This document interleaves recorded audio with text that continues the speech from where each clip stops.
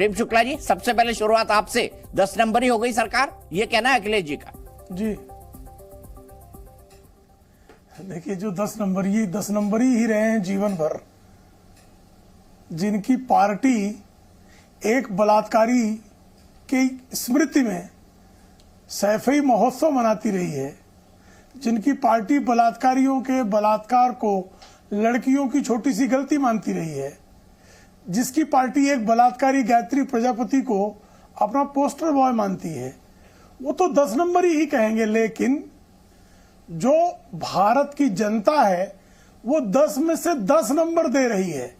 उसका कारण है, जैसे आदरणीय नरेंद्र मोदी जी ने बताया, आप कृपा करके बताइए ना। आप कल्पना कर सकते थे भाई दीपक जी, आप बहुत पुराने पत्रकार हैं, जिस देश में लाल गेहूं आयात किया जाता रहा हो, उस देश में एक ऐसा प्रधानमंत्री आया जिसने 80 करोड़ जनता को पूरे कोविड काल में और कोविड काल से उबरने के काल में भी 80 करोड़ लोगों को खाद्यान्न उपलब्ध कराया।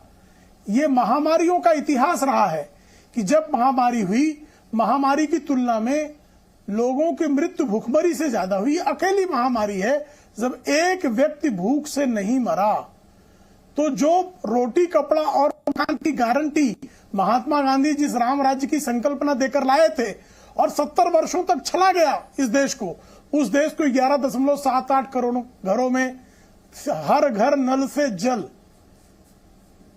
3.80 करोड़ लोगों को जो है मुफ्त के मकान, 2.5 करोड़ लोग ऐसे हैं जिनके घरों पहली बार बिजली, ऐसे हाउस होल्ड है जिनके घर में पहली बार बिजली पहुंची, 11.5 करोड़ लोग ऐसे जिनके घर में शौचालय का निर्माण हुआ, 25 लाख करोड़ रुपए जो है डायरेक्ट बेनिफिट ट्रांसफर, जो 85 पैसे रुपए में से राजीव गांधी के जमाने में खा जाया करते थे और श्रीमती सोनिया गांधी के नेतृत्व वाले यूपीए में के कार्यकाल में तो 100 के 100 पैसे खा लिए। पेंटिंग के भी 2 करोड़ की वसूली हो गई। तो ऐसे कार्यकाल की तुलना में एक ऐसा कार्यकाल जिसने गरीब को, महिलाओं को, कोविड काल में 20 करोड़ महिलाओं के खाते में नकद राशि गई, उनका सशक्तिकरण हुआ। मुद्रा लोन में जो है सबसे अधिक महिलाओं को और पिछड़ी जाति के लोगों को मिला। स्किल इंडिया में पिछड़ी जाति और SC ST के लोगों को विशेष सहयोग दिया गया। स्वयं को, और जो रोजगार की बात कर रहे हैं, आपने बाइट दिखाई नीरज जी की, आप मुझे कृपा करके दीपक जी अपने पत्रकारी करियर का वो वर्ष बताइए जब 1.39 करोड़ लोग EPFO में रजिस्टर हुए हों। किसी एम्प्लॉय को EPFO में तब रजिस्टर किया जाता है जब उसका एम्प्लॉयर उसके प्रोविडेंट फंड में कंट्रीब्यूशन करता है। ठीक है, कोई व्यक्ति बिना कंट्रीब्यूशन के किसी का EPFO में रजिस्ट्रेशन तो कराएगा नहीं। एक वर्ष 1952 से 2014 का एक वर्ष, मुझे कृपा करके जो बहुत जो है सांख्यिकी के ज्ञाता हैं, अभय दुबे जी बता दें। ठीक है, ठीक है अभय दुबे जी, सांख्यिकी के ज्ञाता आपको बताया। आपने 9 साल 9 सवाल करे। मैं आपसे एक बार जानना चाहता हूं, ये कह रहे कि हम तो 10 नंबर ही नहीं है, 10 में से 10 लेकर पास हुए हैं। तो कल एक प्रवक्ता जो है वो बीजेपी की तरफ बोलते हैं, उनका ये कहना था, देखिए सर 9 सवाल ही पूछ पा रहे हैं तो 91 नंबर तो आपने इनको दे दिए हैं। क्या ऐसा है क्या अभय दुबे जी?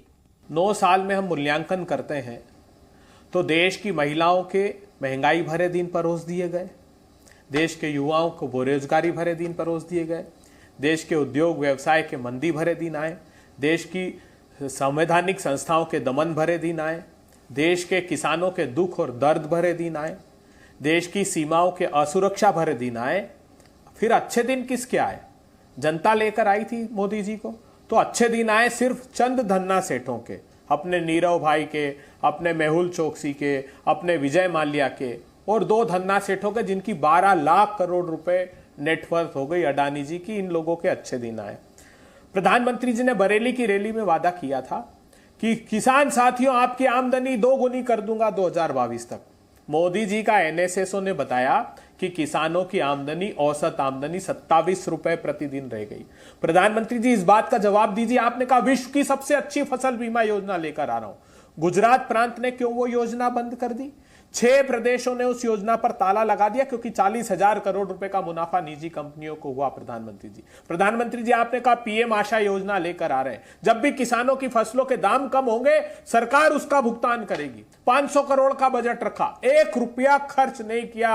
आपको आज जानकर दीपक जी आश्चर्य होगा। और इस वर्ष 1 लाख रुपए रखा। पार्लियामेंट्री कमेटी ऑन एग्रीकल्चर ने कहा कि 4 साल में 78,000 करोड़ रुपए कृषि मंत्रालय ने सरेंडर कर दिए, खर्च ही नहीं किए गए। प्रधानमंत्री जी, आप प्रधानमंत्री जी देश को इस बात का जवाब दीजिए कि 25,000 रुपए हेक्टेयर किसानों की खेती की लागत बढ़ गई, किसका दोष है? आप आते ही आपने किसानों का 150 रुपए का बोनस गेहूं और चावल पर बंद करा दिया। अर्थव्यवस्था का हाल जान लीजिए संक्षिप्त में।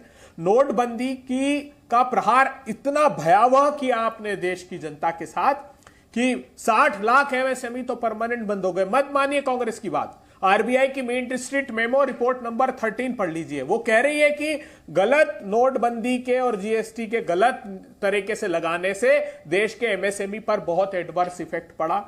आपने चीन से $100 बिलियन से अधिक का इंपोर्ट करना प्रारंभ कर दिया। यह भी parliamentary standing committee on commerce ने कहा, उसके कारण हमारे एमएसएमई तबाह हो गए। आपने भारत की सीमा की सुरक्षा की बात की। प्रधानमंत्री जी, चीन 2000 स्क्वायर किलोमीटर अंदर बैठा है। कॉन्चेक स्टेन जी जो मंत्री हैं वहां के लद्दाख के, वो कह रहे हैं कि जो 50 वर्षों से पोस्ट हमारे पास थी पेट्रोलिंग पॉइंट 16, वहां चीन ने नया बफर जोन बना दिया। फिंगर 4 से फिंगर 8 तक नया बफर जोन बना दिया। दौलत बेग ओल्डी जो विश्व की सबसे ऊंची एयर स्ट्रिप हिंदुस्तान की थी, उसके नीचे पेट्रोलिंग पॉइंट 11, 12, 13 ने चीन कब्जा करके बैठा हुआ है। आपका तापिर गांव अरुणाचल प्रदेश में कह रहा है कि चीन की सेना 40 किलोमीटर अंदर घुस रही है। उसने 100 घरों का एक गांव बना लिया। उसने भूटान में एक गांव बना लिया। उसने भूटान के साथ 3 स्टेप एग्रीमेंट कर लिया। नेपाल के साथ ट्रांस हिमालयन प्रोजेक्ट साइन कर लिया। इकोनॉमिक कॉरिडोर वो पाकिस्तान के साथ भारत की भूमि पर, जो भारत का अधिकृत हिस्सा है कश्मीर का, उस पर बना रहा है प्रधानमंत्री जी। हम्बन टोटा में श्रीलंका का 100 वर्ष के लिए उसने पोर्ट ले लिया। प्रधानमंत्री जी, चारों तरफ से हम घिरे, लेकिन आप कहते हैं ना वहां कोई आया है ना वहां कोई घुसा है। संवैधानिक संस्थाओं की स्थिति यह है कि उसका लगातार दमन किया। आजाद भारत के इतिहास में पहली बार हुआ कि सर्वोच्च अदालत के जज, न्यायाधीश सड़कों पर आए और उन्होंने देश के लोगों से कहा कि लोकतंत्र को बचा लीजिए। यह आपके 8 साल का कार्यकाल है प्रधानमंत्री जी। मैं आपसे पूछना चाहता हूं कि कोविड के क्राइसिस आपने कहा था अवसर, आपदा में अवसर ढूंढिए, क्या किया? एक के बाद एक 3 कृषि के क्रूर काले कानून उस समय लेकर आए। 40 लाख लोगों को आपके कोविड के मिसमैनेजमेंट की वजह से हिंदुस्तान में जान गंवानी पड़ी। ऑक्सीजन मैपिंग तक आपने नहीं की प्रधानमंत्री जी। प्रधानमंत्री जी, उस समय 12 करोड़ लोगों ने रोजगार से हाथ धो लिया। 84 करोड़ लोगों की आमदनी घट गई प्रधानमंत्री जी। और उसी कार्यकाल के दौरान 142 लोगों ने 30 लाख करोड़ रुपए कमा लिए। यह ऑक्सफैम की रिपोर्ट कह रही, हम नहीं कह रहे प्रधानमंत्री जी। यह आपकी अर्थव्यवस्था को गर्त में डालने के प्रमाण इस देश में मिलते हैं प्रधानमंत्री जी। आपने जन कल्याणकारी योजनाओं की बात की, अभी मेरे भाई प्रेम शुक्ला जी ने। अरे 100 रुपए का अनाज प्रधानमंत्री जी, 1 महीने में 5 किलो अनाज कितने का होता है बताइए? और उसके एवज में क्या ले लिया? 400 रुपए का गैस का सिलेंडर आपने 1000 के पार कर दिया। 60 और 70 रुपए का पेट्रोल और डीजल आपने 100 रुपए के पार कर दिया प्रधानमंत्री जी। 60 और 70 रुपए की खाने का दाल और तेल वो 200 रुपए के पार कर दिया। किसको ये लाभ पहुंचाया गया? मैं आखिरी बात कहना चाहता हूं दीपक चौरसिया जी, एक खेल बहुत बड़ा हो रहा है। ये क्रूड ऑयल आ रहा है रशिया से। ये कहते थे कि प्रधानमंत्री जी वैश्विक नेता है, रशिया से क्रूड ऑयल आ रहा है सस्ता। कौन मंगा रहा है? वो कौन प्राइवेट प्लेयर्स मंगा रहे हैं? वो अपनी रिफाइनरी में रिफाइन कर रहे हैं और यूरोपीय यूनियन को बेचकर मोटा माल कमा रहे हैं। हिंदुस्तान के नागरिकों को एक पैसे का लाभ नहीं मिला। ये कहते थे कि अमेरिका से प्रधानमंत्री जी ट्रंप से गले मिले। तो आप बताइए, जो जीएसपी था, generalise system of preference, 2000 item हम एक्सपोर्ट करते थे चाइना को ड्यूटी फ्री। ट्रंप साहब गले मिले, 70 के दशक के उस कानून को खत्म कर दिया।